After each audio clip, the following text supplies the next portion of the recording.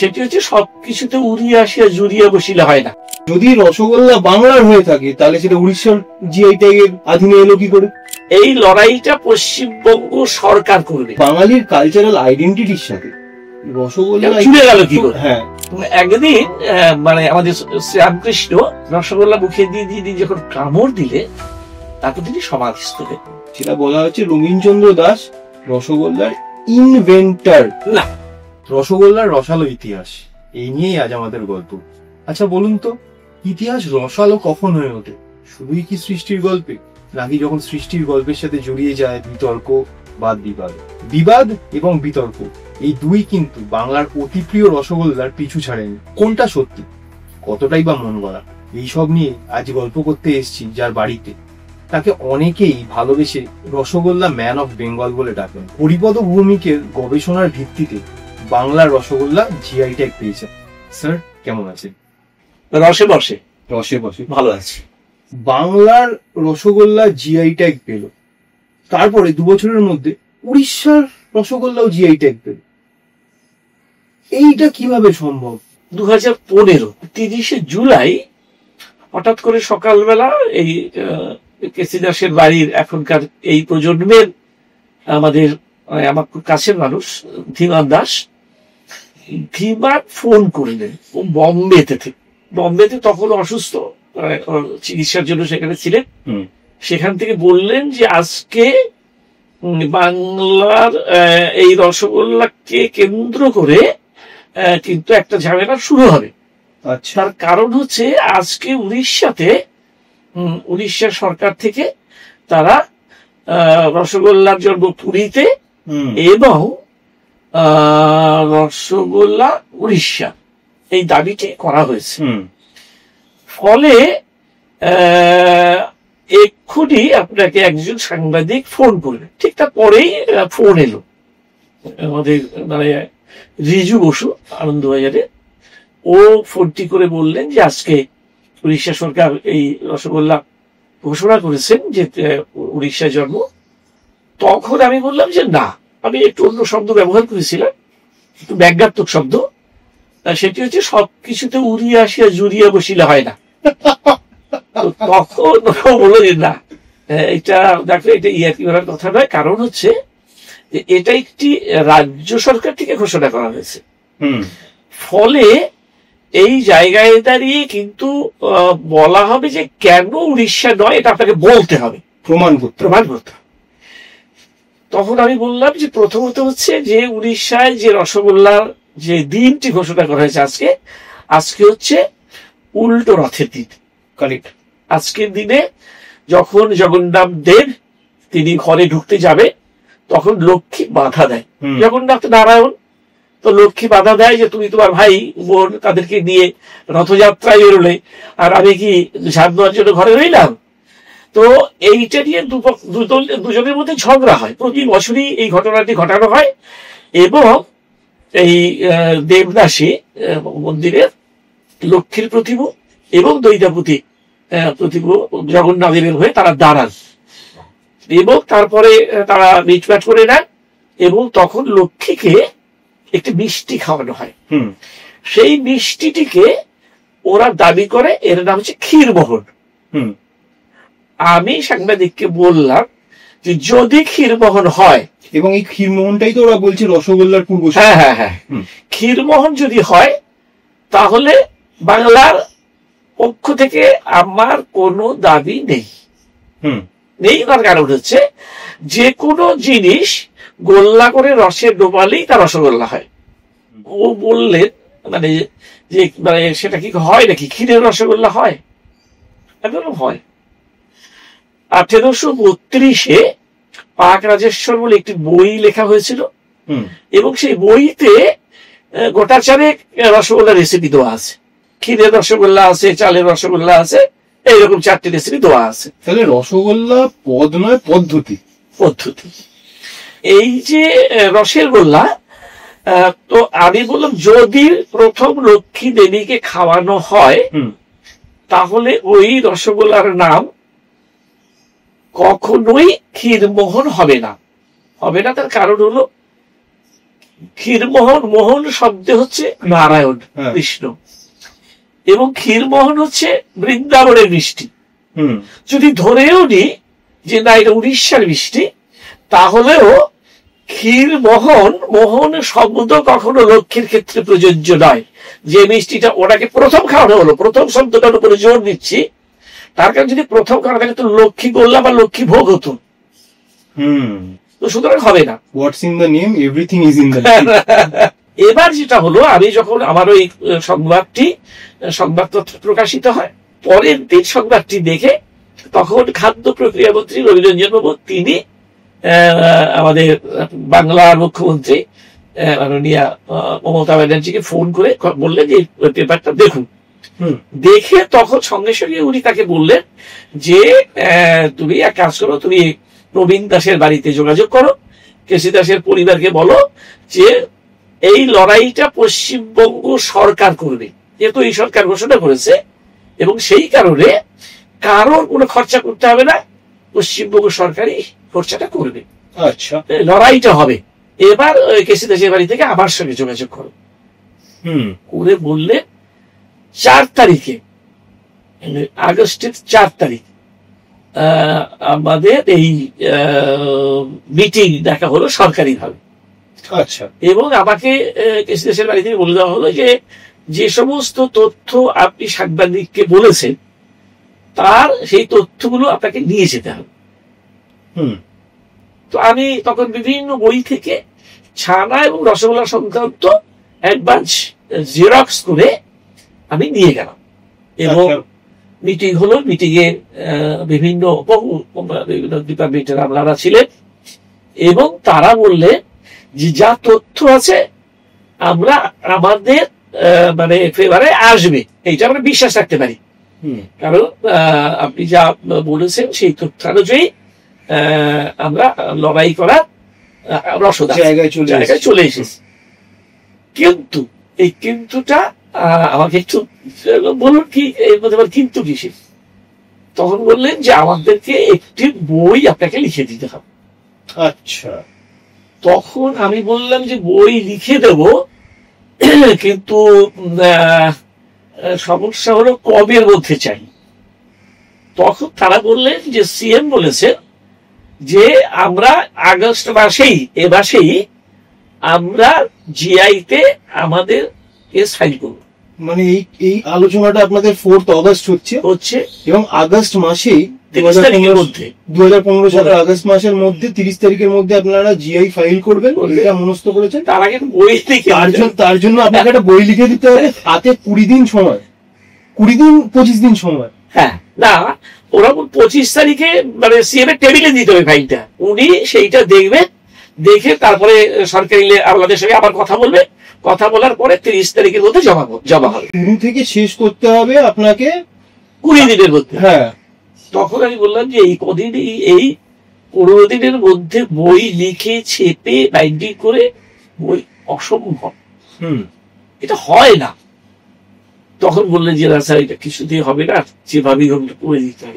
দাঁড়ান দেখি বলে আমি গাংচিল প্রকাশনার অধীনদাকে ফোন করলাম।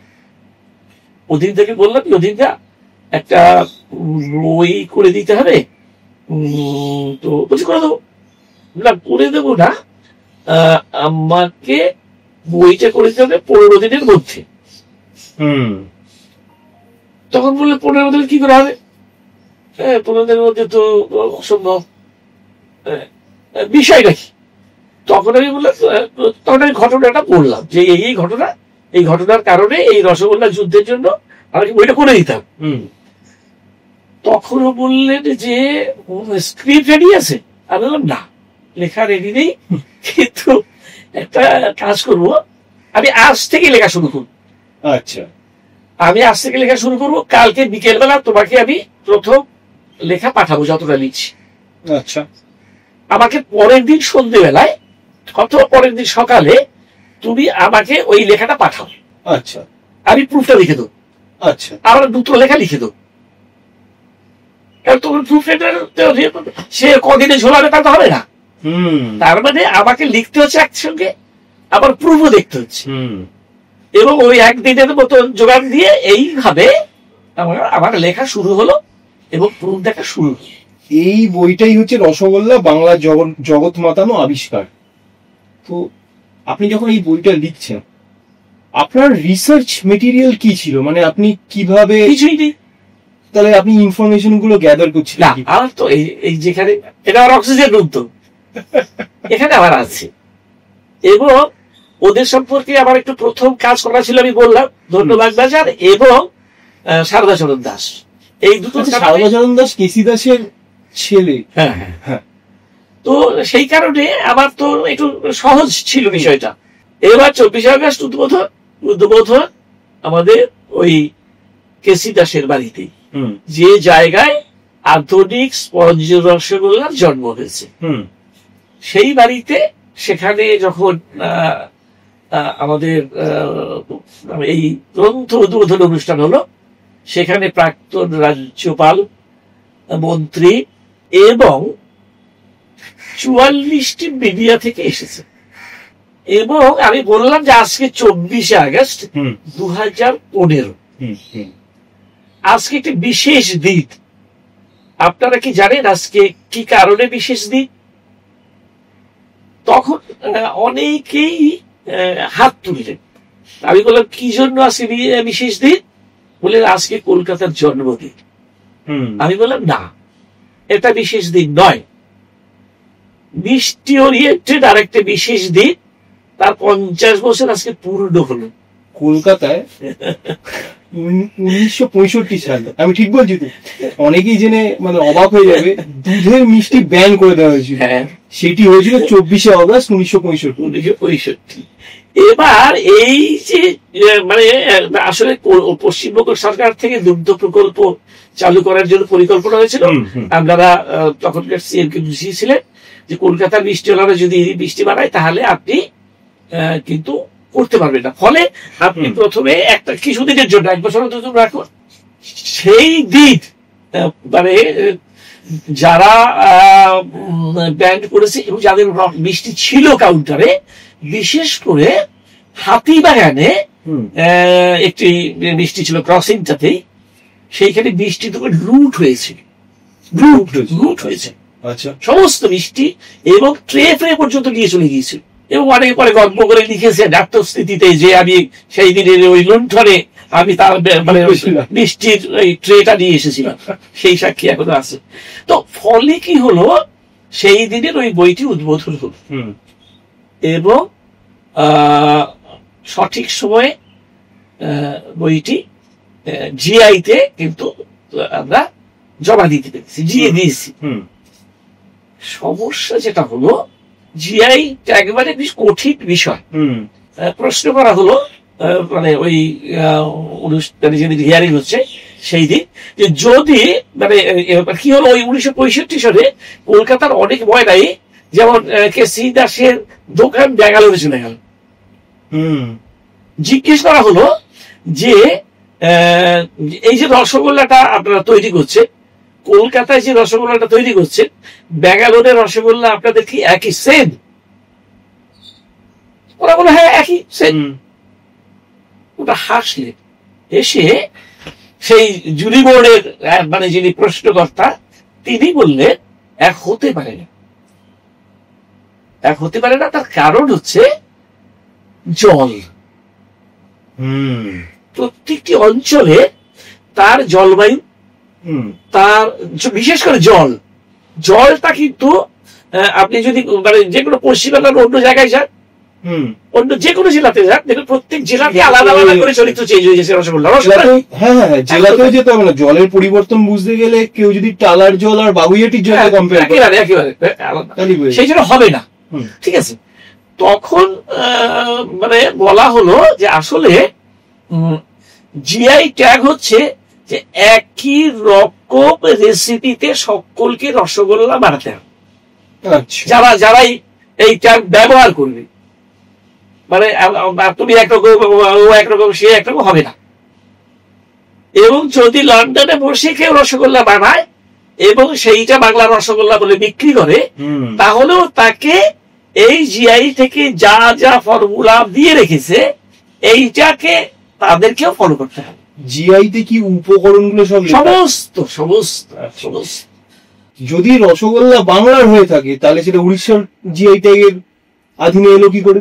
একটা কথা বলি, রসগোল্লা শব্দটা কিন্তু রসগোল্লা, আমি আবারও বলছি, এবং সেটা ছাড়া রসগোল্লা।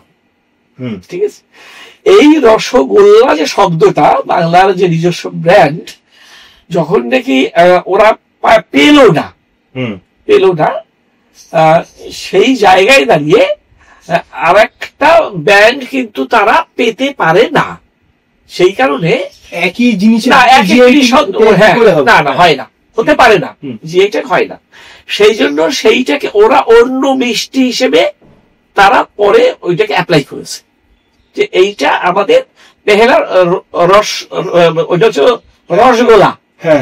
রসগোল্লা আমি জাস্ট চেক করলাম যে বাংলার স্পেলিংটা আর উড়িষ্যার স্পেলিংটা ডিফারেন্ট, এক নয়, রসগোল্লা আর রসগোল্লা।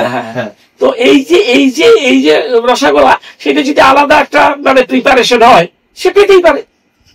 আমাদের বেদে, আমাদের শাস্ত্রে বলছে যে দুধ পবিত্র, ক্ষীর পবিত্র, দই পবিত্র, ঘি পবিত্র, কিন্তু যেহেতু ছানা বিকৃত, ছানা পবিত্র বলে কনসিডার করা হতো না।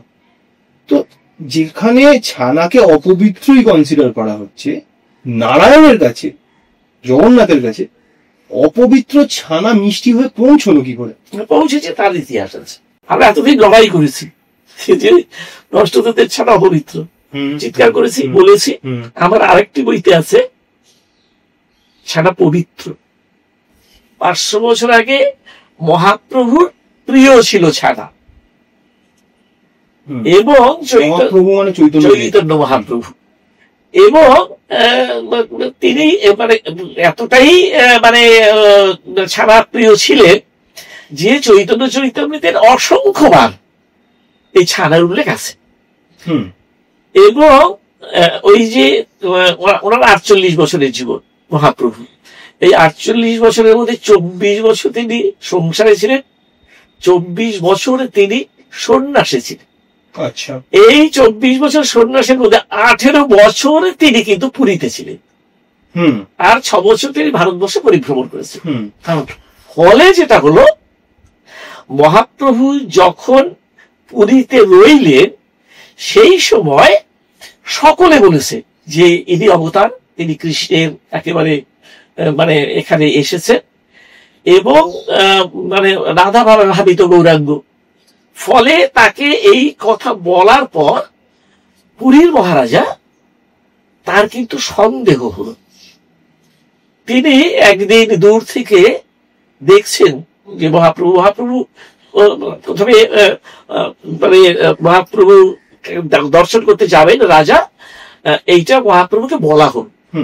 মহাপ্রভু বললেন যে না, আমি নারী এবং রাজা, আমি এদের মুখ দর্শন করব না। আচ্ছা, আমি তো ত্যাগী, কত কিছু নেই, সুতরাং রাজ দর্শন করে আবার কি লাভ, আমি যাব না। ফলে দর্শন হবে। বহু চেষ্টা করেছেন, কিন্তু সেইটা সফলতা লাভ করতে পারেননি। এবং পরবর্তী সময়ে তিনি, তখন উনি ভাবলেন যে তাহলে সবাই বলেন যে তিনি ভগবান, সবাই বলেন, তিনি দেখতে চাইলেন। তিনি লুকিয়ে বললেন যে আপনি লুকিয়ে দর্শন করুন। লুকিয়ে দর্শন করছেন পুরীর মন্দিরের বাইরে, ওইটাকে গরুর স্তম্ভ বলে, তার পাশে ও মাটিতে লুটিয়ে হাকৃষ্ট বলে কাঁদছে, ধুলোতে লুণ্ঠিত, সমস্ত লাল ঝোল পড়ছে, আর হাকৃষ্ট করছে। আর মহারাজা দর্শন করছেন তার দূর থেকে। তখন তিনি ভাবলেন যে এই মানুষটাকে লোকে ভগবান বলে, তার কিচ্ছু নেই। তিনি এটা ভাবলে তিনি রাত্রিবেলা শুয়েছেন, ঘুমিয়েছেন। তো ঘুমাবার মুখেই তিনি দেখছেন যে তিনি জগন্নাথ দেবকে প্রণাম করতে গেছেন। তখন জগন্নাথ দেব বললেন যে আমাকে প্রণাম করবেন না, তার কারণ আমি বলেই দেখা গেল যে তার মধ্যে সেখানে ওই মহাপ্রভু শয়ন করে আছেন, ওই লাল ঝোল মাখা। তাকে দর্শন করলেন, সে চমকে গেলেন যে তাহলে আবার জগন্নাথ দেবী আমার মহাপ্রভু। এইটা ভেবে তিনি পাগল হয়ে গেলেন তার জন্য। এবং যখন মানে সমস্ত উনি বললেন যে আমি সন্ন্যাস নিয়ে নেব তোমার কাছে, এবং পরবর্তীকালে দেখা গেল যদি মহাপ্রভু বেঁচে থাকেন তাহলে এই পুরী রাজ্য থাকবে না, এই রাজা সন্ন্যাস নিয়ে নেবেন। এই ভাবনা থেকে পরবর্তী সময়ে দেখা গেল তাকে মানে মহাপ্রভু বিলীন হয়ে গেল। বিলীন হওয়ার পর তখন উনি পাগলের মতো হয়ে গেল। তখন তাকে দর্শন দিলেন স্বরদর্শনে, এবং পুরীর মন্দিরে ভেতরে তিনি ওই স্বরদর্শনের মূর্তি প্রতিষ্ঠা করলেন। ভারতবর্ষের কোন মহাপুরুষ, কোন অবতার পুরুষ, কারোর কোন বিগ্রহ পুরীর মন্দিরের ভেতরে নেই এক্সেপ্ট মহাপ্রভু। এবং মহাপ্রভু যা যা পছন্দ করতেন রাজা সেইগুলো ওই তার জন্যই তিনি দিলেন এই পুরীর মন্দিরের ভেতরে এনে। যেমন জগন্নাথ আর মহাপ্রভু তো এক। এখানে আর বিদেশ থেকে আসা গোড়ালু মানে বেগুন বা অন্যান্য যে সমস্ত মানে বিদেশি সবজি এসে তার কোনোটাই পুরীর মন্দিরে ঢুকতে পারেনি। কিন্তু মহাপ্রভু কল্যাণে মহাপ্রভুর প্রিয় সমস্ত দ্রব্য কিন্তু ঢুকে গেল পুরীর মন্দিরে, ইনক্লুডিং ছানা, ইনক্লুডিং অপবিত্র ছানা। তো এই ছানা প্রবেশের পরে এখন ওদের সব কিছুর মধ্যে ছানা আছে অনেক, ওদের 56 ভোগের মধ্যে ছানা অনেকগুলো পদ। আমি আমার বইতে প্রত্যেকটি উদাহরণ দিয়ে দিয়ে যে এই জায়গায় ছানা ব্যবহৃত হচ্ছে। তো যারা যারা পুরী গেছেন, যেরকম আমি পুরী গেছি, আমি পুরীর মহাপ্রসাদে ছানা দেখেছি, আনন্দবাজারেই পাওয়া যায়। আনন্দবাজার, ঠিক। তাহলে ছানার এবং ছানার মিষ্টি, ছানার রসগোল্লা এইটা আগে পুরীতে হয়েছে, এই দাবি তো টিকবে না। উড়িষ্যা বলছে, মানে আপনি আপনার বইতে উড়িষ্যার দাবিগুলো একের পর এক খণ্ডনও করেছেন। উড়িষ্যা যেখানে বলছি যে উড়িষ্যা থেকে ছানা পশ্চিমবঙ্গে এসেছিল, সরি উড়িষ্যা থেকে রসগোল্লা পশ্চিমবঙ্গে এসেছিল। আপনি বলছেন না, মহাপ্রভুর কল্যাণে ছানা পশ্চিমবঙ্গ থেকে যায় উড়িষ্যায় এবং মন্দিরে সেটা রূপান্তরিত হয় মহাপ্রসাদে। আমি একবার উড়িয়া মানে চ্যানেলে আমি বসেছিলাম, জি উড়িয়াতে। তো জি উড়িয়াতে যে বসলাম তখন আমাকে ওরা যে প্যানেল, ওদের 3 জন ছিল আর আমি, আমাকে এখান থেকে কলকাতাতে বসেছিলাম, কিন্তু ওদের প্যানেল ডিসকাশনে আমি সেখানে জয়েন করি। এবং অনুষ্ঠানটি ছিল 45 মিনিটের। সেই অনুষ্ঠানটিকে টেনে নিয়ে হলো 1 ঘন্টার উপরে। কিন্তু ওরা কোনো কিছুতেই কোনো যুক্তি তর্কে তথ্যে ওরা নিজেদেরকে প্রতিষ্ঠিত করতে পারেনি। তাহলে ওদের যে এই পাহালা রসগোল্লা, পাহালা তো ভুবনেশ্বরের থেকে, কি জায়গাটার নাম কি, পহলা না পাহালা? এটা পহেলা বলা হয়, পাহেলা বলে। এটা ইংরেজি PAHALA। হ্যাঁ, তো এটা পেহেলা। হ্যাঁ, পেহেলা। তো এই পেহেলা ওখানেই বলছি যে পেহেলাতে নাকি রসগোল্লা প্রথম তৈরি হয়েছে। না, এইটা উল্টোটা বলে কেসি দাসের ওই বাড়ির মানুষ মানে ধীমানের বাবা আমাকে বলেছিলেন যে পেহেলা মানে উড়িষ্যা থেকে, তখন তো একটু অন্য ইতিহাস এর সঙ্গে যুক্ত আছে। মানে 1778 আমাদের নবকৃষ্ণ দেব বাহাদুর সুতানুটির জমিদারি পেলেন এবং মহারাজা উপাধি পেলেন। 1766-তে উনি শোভাবাজার রাজবাড়ি জমিদারি পেলেন। সেই সময় তিনি ওই রাজকীয় পালকি এবং ছাতা, রাজছত্র এবং রাজকীয় পালকি পেলেন। এবার নবকৃষ্ণ দেখলেন যে যদি আমাদের এই অঞ্চলের যে পালকি চলতো, তারা ডুলি পালকি ছিল সেগুলো, এবং ওই যে পালকি দেয়ারা ছিল তারা ছিল কাহার পদবিধারী মানুষ, কাহার নিম্ন বর্ণের মানুষ। তো উনি দেখলেন যে যদি বাড়ির মেয়েরা গঙ্গা স্নানে যায় তাহলে পালকি শুদ্ধ, তাদেরকে ছুবিয়ে স্নান করানো হলো, পালকি শুদ্ধ। পালকি শুদ্ধ চুবিয়ে তাদেরকে স্নান করানো হলো, এবং তারপরে তাদেরকে যদি ওই কাহার আবার নিম্নবর্ণের মানুষ নিয়ে আসে, তাহলে গঙ্গার স্নান তো শুদ্ধ রইল না, ব্যর্থ হয়ে গেল। সেই কারণে উনি উড়িষ্যা থেকে ছাতাবদান, আমাদের ওই পালকি বেহারা, ওই তিনি যে দুর্গা পূজা করে যে মানে নারায়ণ প্রতিষ্ঠা করলেন, তার জন্য যে ঠাকুর, এই সমস্ত উড়িয়াদের প্রবেশ কলকাতায় চলে এলো। ফলে এই উড়িয়া ব্রাহ্মণরা তখন রসোদ্ধার হলো বিভিন্ন বাড়ি, মানে তাদের রান্না করার জন্য তারা ঢুকে গেল, এবং তারা মিষ্টির দোকানেও কাজ করছে, কারণ ওই পুজোর মিষ্টি তৈরি করতে হবে। ওদের দাবি, মানে আমাদের নবীন দাসের পরিবারের দাবি হচ্ছে যে আমাদের এখানেই শিখেছেন উড়িষ্যার কারিগরেরা, তারা এখান থেকে বেহেলাতি তাদের মানে তারা সেখানে গিয়ে ওই রসগোল্লাটা তৈরি করেছেন। বাঙালির সাথে রসগোল্লা খুব ওতপ্রোতভাবে জড়িত, আমাদের একটা কালচারাল আইডেন্টিটির পার্ট হয়ে গেছে রসগোল্লা। বাড়িতে নবজাত এলে তার জন্য রসগোল্লা, কেউ মারা গেলে শ্রাদ্ধানুষ্ঠানে রসগোল্লা, ইভেন যখন সব যাত্রীরা ফিরে আসে তাদেরও রসগোল্লাই খাওয়ানো হয়। আরো বিভিন্ন ক্ষেত্রে আমাদের দৈনন্দিন জীবনে রসগোল্লা প্রবল ভাবে যুক্ত হয়েছে বাঙালির কালচারাল আইডেন্টিটির সাথে। রসগোল্লা গেল কি করে? হ্যাঁ, যুক্ত সহজ। আমি কেসি দাসের বাড়ির একটা ঘটনা বলি, মানে আমি অন্যটা বলছিলাম, কোনোটা না বলে আমি একটু সংক্ষেপে বলি। সেটি হচ্ছে যে ওই বাড়ির যে কন্যা, তিনি তাকে ভর্তি করা হয়েছিল দার্জিলিং এ। তারপরে সেখান থেকে বাড়িতে এসেছেন, বাড়িতে এসে মা বলেছে ঠাকুর ঘরে ঢুকতে, সে ঢুকতে রাজি হলো না। কেসি দাসের কন্যা? হ্যাঁ, কেসি দাসের। তো মানে তিনি ঢুকতে রাজি হলেন না, কেন না তার জিসাস হচ্ছে তার ভগবান, সুতরাং তিনি ঠাকুর ঘরে ঢুকবেন না। তখন তার বাবা ওনাকে বলে দিল যে ও আর দার্জিলিং যাবে না, ওকে ভর্তি করে দেওয়া হলো নিবেদিতা স্কুলে। আচ্ছা, নিবেদিতা স্কুলে ভর্তি হলো, এবং ওই এই বাগবাজারে ওদেরও বাড়ি, নিবেদিতাও বাগবাজারে, কিন্তু ওদের হোস্টেলে রেখে দেওয়া হলো। এবং কিছুদিন পরে ও বাড়িতে আসতে পারে না, ও একটা চিঠি লিখেছিল মাকে। সেই চিঠিটা উত্তর আবার এই বাড়ি থেকেই আবার ওকে দেওয়া হয়।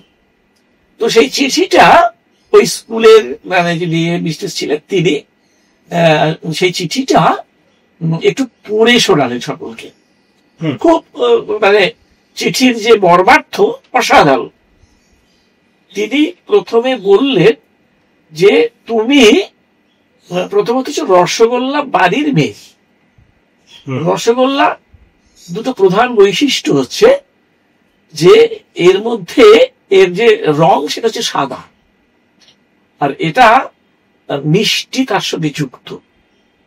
তার মানে তোমার ভাবনা, তোমার চিন্তা এবং তার সঙ্গে যে পরিষ্কার মনের যে জায়গাটা, সেটা কলুষিত হয়েছে। কেন হয়েছে? কেন হলো? এইটাই হচ্ছে বাঙালি। এই যে বঙ্গ সংস্কৃতি, তাদের লোকাচার, তাদের ভাবনা, তাদের বৈশিষ্ট্য এবং তাদের এই যে হাত জোর করে নমস্কার করে আহ্বান, তার সঙ্গে রসগোল্লাটাও তেমনি এই সৌন্দর্যের মানে এই যে সাদা যে ভাব এবং তার মধ্যে যে মিষ্টতা রয়েছে, এবং সেই মিষ্টতা কিন্তু অন্য মিষ্টির মতন নয়। তার মানে একটি মানুষ, তার মধ্যে যদি সেই শ্বেতশুভ্র মানসিকতাটা থাকে, তার অটোমেটিকলি তার সঙ্গে কিন্তু কথাটাও মিষ্টি হয়ে যায়। এটা খুব স্বাভাবিক, তাই তো? ফলে এই যে বাঙালি ঐতিহ্যে মানে পরীক্ষায় দিয়ে এসেছে, রেজাল্ট নিয়ে এসেছে, তুই পরীক্ষায় ফেল করেছিস, তাকে বলা হলো রসগোল্লা নিয়ে এলি।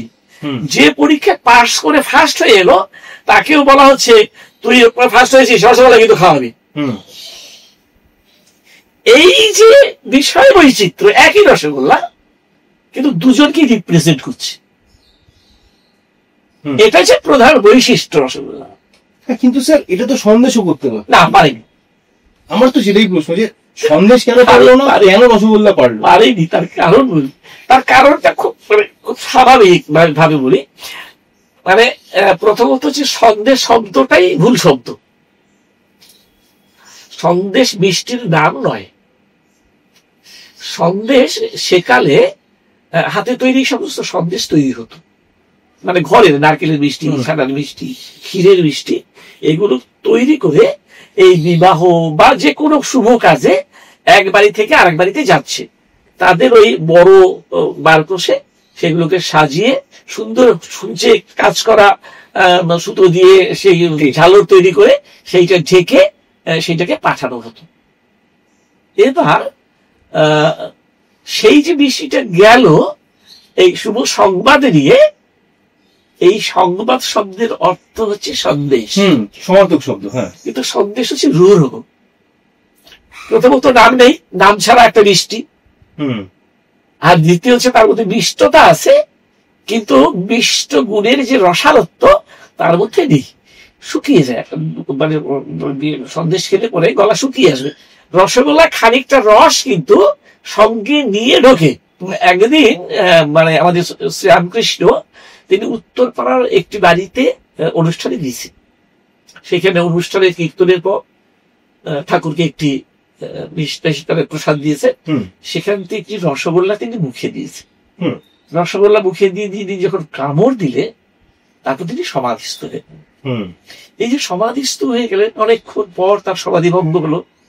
তারপর যখন তাকে জিজ্ঞেস করা হলো যে আপনি একটা মিষ্টি খেয়ে সমাধিস্থ হয়ে গেলেন কেন, তখন তিনি বললেন যে আমি যখন মিষ্টিটা কামড় দিলাম, তখন সেখান থেকে রস ছিটকে গিয়ে যখন আমার কণ্ঠনালীতে প্রবেশ করলো, সেই সময় আমি ব্রহ্মানন্দের আনন্দ অনুভব করেছিলাম। এইটাই হচ্ছে রসগোল্লার বৈশিষ্ট্য, যা সন্দেশের মধ্যে নেই। আচ্ছা, এই ব্রহ্মানন্দ। আমি যদি আনন্দ, সন্দেশের তুমি আনন্দ পেলে, ব্রহ্মানন্দ পেলে না। আমি যদি খুব ভুল না বলে থাকি স্যার, তাহলে এই রসগোল্লাটা নবীন ময়রা তৈরি করা রসগোল্লা ছিল না। রসগোল্লা একজনের তৈরি না। না, আমি এই রসগোল্লা যেটা আমি শ্রীরামকৃষ্ণ, হ্যাঁ হ্যাঁ হ্যাঁ, এই রসগোল্লা নবীন দাসের রসগোল্লা। এবার আপনি যেটা বললেন যে রসগোল্লা একজনের তৈরি করা নয়, আমরা যারা রসগোল্লা খেতে ভালোবাসি, যারা নবীনচন্দ্র দাসের দোকান থেকে রসগোল্লা কিনে খেয়েছি, এবং ওয়াইডলি ইন্টারনেটে আমরা যেটা দেখি, সেটা বলা হচ্ছে রবীন্দ্রচন্দ্র দাস রসগোল্লার ইনভেন্টার না। কিন্তু আপনি আপনার বইতে আপনি বলছেন পঞ্চানন বন্দ্যোপাধ্যায় বলেছেন হারাধন ময়রা ফুলিয়ায় উনি রসগোল্লা সৃষ্টি করেছেন। তারপর মহেন্দ্রনাথ দত্ত বলছেন কলিকাতার পুরানো কাহিনী ও প্রথা বইতে যে কলকাতায় 1873 কিংবা 74 রসগোল্লার জন্ম। অমৃতলাল বসু বলছেন বেনেটলার ব্রজ ময়রার হাতে রসগোল্লার সৃষ্টি। আবার সুকুমার সেন বলছেন বাগবাজারের নবীন ময়রা রসগোল্লা আবিষ্কার করেছেন। আপনি রসগোল্লা নিয়ে বিস্তর পড়াশোনা করেছেন, আমি আপনার কাছ থেকে জানতে চাইবো আপনি রসগোল্লার জনক কাকে মনে করেন? আসলে রসগোল্লা বলা যে কোনো জিনিসকে গোল্লা করে রসে দিলে সেটা রসগোল্লা। তারপরে আমরা অনেকগুলো রেসিপি আমরা পেয়েছি। এবার হারাধন ময়রা যে কাজটা করলে, সেই কাজটা একটু অন্যভাবে করে ফেললেন। কিভাবে? বলা হয় যে হারাধন অরিজিনালি নদিয়ার মানুষ, এবং তিনি রানাঘাটের পাল চৌধুরীদের বাধা ময়রা। একদিন তিনি মিষ্টি তৈরি করছে, ছাড়া দিয়ে মিষ্টি তৈরি করছে, হ্যাঁ, শিশুকন্যা এস কাঁদছে, মানে কাঁদছে, এবং তার বায়না যে কিছু দাও আর কি। তো তখন মিষ্টি তৈরি করা শুরু হয়নি, তখন সে ওই গোল্লা করে ওই রসে ছেড়ে দিয়েছে। তখন যখন তুলেছে, তখন দেখলেন বাহ, সুন্দর একটা অন্য ধরনের মিষ্টি হয়েছে। ফলে তিনি মেয়েটিকে দিলেন, এবং মেয়েটি খেয়ে খুব আহ্লাদিত হলেন। তারপর সে খেয়ে তখন বললো যে একটু নতুন ধরনের মিষ্টি। তখন সে সেই মিষ্টিটি তৈরি করে হাঁড়িতে করে, মানে ওই জমিদার বাড়িতে নিয়ে যায়, পাল চৌধুরীর বাড়িতে। এবং পাল চৌধুরী বললেন যে ভালো, খুব অসাধারণ একটি নতুন মিষ্টি তৈরি করেছো, সুতরাং এর নাম দাও তুমি রসের গোল্লা, রসগোল্লা। এটা হলো। তাহলে এই যে হলো, অর্থাৎ একটা রসগোল্লা কিন্তু ছিল। আমরা বললাম ক্ষীরের রসগোল্লা, সবেদা রসগোল্লা, সবেদা মানে হচ্ছে চাল গুঁড়ো, হ্যাঁ, তার সঙ্গে ময়দা মিশিয়ে বা করতে হবে কোনো। আর তখন ওই যে রসগোল্লাটা ছাড়লো মানে হারানো ময়দা, সেইটা কিন্তু শুধু ময়দা মানে ছাড়া নয়, তার সঙ্গে সবেদা মেশানো ছিল, অবশ্যই থাকতে হবে, তাহলে তো ফেটে যাবে। কারণ তার তো ভাত তখনও শেখেনি কেউ। সেই জন্য ওই রসগোল্লাটার নাম ছিল ডেলা রসগোল্লা। আচ্ছা, রসগোল্লা কিন্তু সেটা ছিল ডেলা রসগোল্লা। এবার তারপরে এই ডেলা রসগোল্লার পরের যে পদ্ধতি, সেটা সেই ডেলা রসগোল্লার পরে আবার একটু নতুন দেখি কিছু করা যায় কিনা, তখন ওই রসগোল্লাটা তুলে এনে তার উপর চিনি সরিয়ে দেওয়া হলো, সেটাকে বলা হলো দানাদার রসগোল্লা। আচ্ছা, ঠিক আছে, সেটা রসগোল্লা, সেটাকে দানাদার রসগোল্লা বলা হলো। ফলে আমরা এইটা 1844 থেকে 54 এই পিরিয়ডের মধ্যে এই রসগোল্লাটা হয়েছে বলা হচ্ছে, দাবি করা হচ্ছে ডেলা রসগোল্লা। এবং এই এক্সপেরিমেন্ট শুরু হয়েছে শান্তিপুর থেকে। কেন? ওখানে প্রচুর চিনির ব্যবসায়ী ছিলেন এবং চিনির কল ইস্টেটের কোম্পানি থেকে চিনির কল ওইখানে স্থাপন করা হয়েছে। নবীনচন্দ্র দাসের পূর্বপুরুষও তো চিনি ব্যবসায়ী শান্তিপুরের, শান্তিপুর, এবং সবাই এসে সুতারুটিতেই অবস্থান করেছিলেন। তো কালীন্দ্র, যার কাছে নবীন দাস চাকরি করতে ঢুকেছিল, সেই মানুষটি কিন্তু রসগোল্লা তৈরি করছে।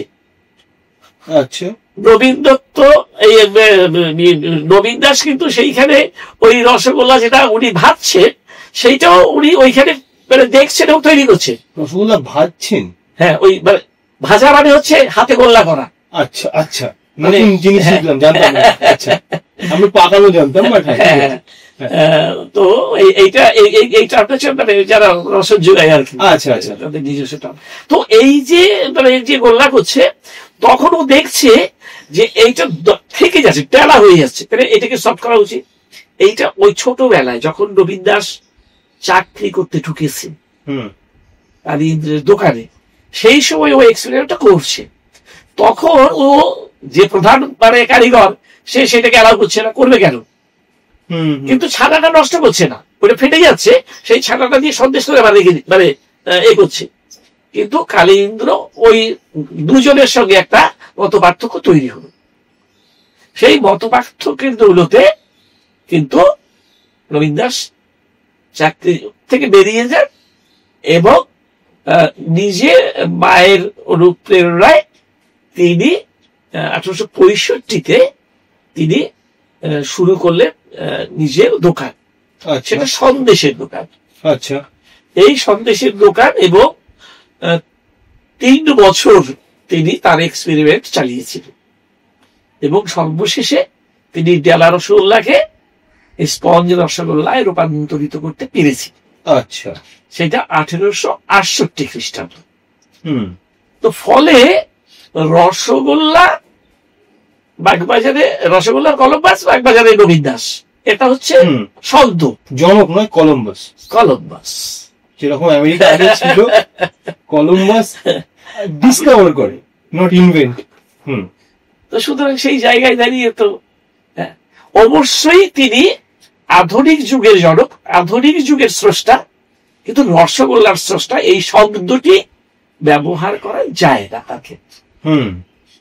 আমি আরেকটা জিনিস জিজ্ঞেস করবো, যেটা আপনার বই পড়ে জানতে পারলাম। আপনিও একটু আগে উল্লেখ করছিলেন যে অনেক ময়রা সেই সময় বাগবাজারে চলে আসে এবং তারা স্পেসিফিক্যালি বাগবাজারকেই চুজ করে।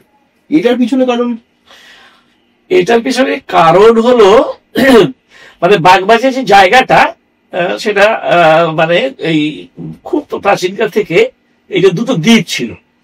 আচ্ছা, পাশাপাশি দুটো দ্বীপ, একটা হচ্ছে আর্য দ্বীপ মানে আরিয়াদহ, আরেকটি হলো আমাদের এই কালীক্ষেত্র দ্বীপ, কালীক্ষেত্র ধনুকাকার দ্বীপ। এই দুটো দ্বীপের মাঝে এসে হঠাৎ করে গঙ্গা নেমে এসে দুভাগে ভাগ হয়ে যায়। কালীক্ষেত্র ধনুকাকার দ্বীপ মানে কি আপনি কালীঘাট আজকের দিনে যেটা? না না না না, পুরো কলকাতার ব্যাপটাই হচ্ছে কালীঘাট মানে ধনুকাকার দ্বীপ। ওই দুটো দ্বীপের মাঝ বরাবর গঙ্গা বাঁক নিয়ে পূর্ব ধারায় লবণ নদী গিয়ে পড়েছিল, আর সোজা পশ্চিম ধারাটা সোজা এসেছে। সেই কারণে এই যে বাঁক নিয়ে ঢুকলো, এই বাঁকের মুখে যে বাজারটা বসেছিল সেই সূত্রে স্থানের নাম বাঁক বাজার, বয়সের আকার বাঁক ডেকে গেছে। এবং হ্যাঁ, এখন বাগবাজার বলা হয়। অনেকে মনে করেন পেরিন সাহেবের গার্ডেন থেকে, তার অনেক আগে থেকে বাগবাজার উল্লেখ আছে। তো সেই জায়গায় দাঁড়িয়ে এবার সুতানুটির হাট, মানে তারপরে থেকে শুরু হয়ে গেল বাণিজ্য কেন্দ্র। আর এখান থেকে সবাই এসে এখানেই নাচে গেল, দুই দিকের বাণিজ্য কেন্দ্র, গঙ্গার পূর্ব ধারা ও পশ্চিম ধারা। সেই জন্য এইটা ছিল মানে একেবারে অরিজিনালি বাণিজ্যের স্থান ছিল এই বাগবাজারের এই অঞ্চলটা। আচ্ছা, সেই জন্য সবাই এখানে এসে আগে পৌঁছত। আচ্ছা, এটা তো গেল ইতিহাস। আপনি এতক্ষণ আমাদেরকে ইতিহাসটা বলছিলেন। এবার আমি আসি বর্তমানে। এখন রসগোল্লার হাজারো ভেরিয়েশন হয়েছে। কেউ বেক রসগোল্লা বানাচ্ছে, কেউ চকলেট রসগোল্লা বানাচ্ছে, কেউ স্ট্রবেরি রসগোল্লা বানাচ্ছে। এই মডার্নাইজেশনটা আপনি কিভাবে দেখেন? না, যে কারণে বিখ্যাত হয় তখন তাকে নিয়ে কিন্তু গবেষণা শুরু হয়ে যায় যে এইটা আরো কত রকম ভাবে আমরা একে দেখতে পাই। এই দেখার একটা আকাঙ্ক্ষা, সেই আকাঙ্ক্ষাটা কিন্তু এটা বিকৃত নয়। এই আকাঙ্ক্ষাটা কিন্তু একটা অন্য ভাবে, অন্য রূপে দেখার ভাবনা। এই জায়গা থেকে যদি ওই তখন তো নবীন দাস রসগোল্লা বের করেছিল স্পঞ্জ রসগোল্লা। এখন যে রসগোল্লাটা একেবারেই মিষ্টি নেই তাকে বলা হয় জল রসগোল্লা। কেউ তো লঙ্কা রসগোল্লা, লঙ্কা রসগোল্লা আছে। কিন্তু যে এত সফট সেই রসগোল্লা, প্রায় শতবর্ষের প্রাচীন যে মানে ওই নবীন দাসের পরে যে রসগোল্লাকে আরো সফট করে দিয়েছে, মিষ্টতা আরো কমিয়েছে, সেটা হচ্ছে চিত্তরঞ্জনের রসগোল্লা। মানে এটাকে বাদ দেওয়া যায় না। কিন্তু একটু মফস্বলে যদি যাওয়া যায়, সেইখানে কিন্তু গাঢ় রসের রসগোল্লা হয়। কেননা এই যে হালকা রস, একেবারে হালকা রস, হালকা, মিডিয়াম, ঘন, তাই তো এই তিন ধরনের রসগোল্লা। হালকা রসগোল্লা এমন একটা চরিত্র, ওর সকালে রাখলে বিকেল বেলা তোমার টক হয়ে যাবে, রাখতে পারবে। অর্থাৎ তাকে একেবারে গরম গরম নিয়ে মুখে ফেলো, একেবারে তার অন্য একটা আস্বাদন তুমি তাকে ফিল করবে। আবার মফস্বলের রসগোল্লা সেইটা সে 2 দিন মানে 3 দিন পর্যন্ত টেনে নিতে পারবে। তো ফলে সেই ধরনের জন্য তাদের ভাবনা, এক এক জন্য এক এক রকম ভাবনা তৈরি হয়েছে আর কি।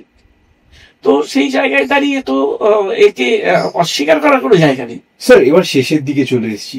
যে জিনিসটাকে বিশ্বব্যাপী লোকে এত খেতে ভালোবাসে, যে ছানার রসগোল্লা, সেটা আমাদের বাংলা মানেই রসগোল্লা, রসগোল্লা মানেই, তাই তো? আমি একটা উদাহরণ, একটা মজার কথা বলি। কতটা রসগোল্লা প্রেমিক বাঙালি, সেটা হচ্ছে যে আমার মানে একজন ফিজিশিয়ান, তিনি তখন লন্ডনে ছিলেন, মানে 14ই নভেম্বর যেদিন মানে আমরা পেলাম আর কি, যে রসগোল্লা জিআই ট্যাগ পেলাম। এবং সেই সময় আমার ওই ফিজিশিয়ান তিনি লন্ডনে ছিল। তো তিনি কথা প্রসঙ্গে বলেছেন যে হরিপদ ভৌমিক আমার পেশেন্ট, মনে হচ্ছে রসগোল্লার উৎসবটা ওরা ওই হরিপদ ভৌমিককে নিয়েই করছে না, এরকম একটা স্বাভাবিক করা, এত আবেগ আপনার লেখার জন্য আমাদের বাংলা জিআই ট্যাগটা রয়েছে। তা উনি বললেন যে আমি তখন গর্ব অনুভব করছি যে বাংলার রসগোল্লার সঙ্গে যে কতটা মানে বাঙালিরা মানে ইনভলভ, মানে বাঙালিরা তাদের যে আইডেন্টিটি, এইটা যে মনে করে, সেটা আমি যদি লন্ডনে ওই সময়টা না থাকতাম তাহলে আমি বুঝতে পারতাম না। আচ্ছা, এইটা কিন্তু মানে বোঝা গেল এই আন্দোলনের সূত্র ধরে। স্যার, আপনার সাথে গল্প করে সমৃদ্ধ হলাম। তো মুদ্রা কথা হচ্ছে যে রসগোল্লা বাঙালি, শেষ পাতে, অবেলায়, মন খারাপে, আনন্দে, রসগোল্লা জিন্দাবাদ। তাই আপনারা রসগোল্লা খেতে থাকুন এবং অফকোর্স টি4টেলস দেখতে থাকুন। Thank you. সকলেই ভালো থাকুন, রসে রসে থাকুন।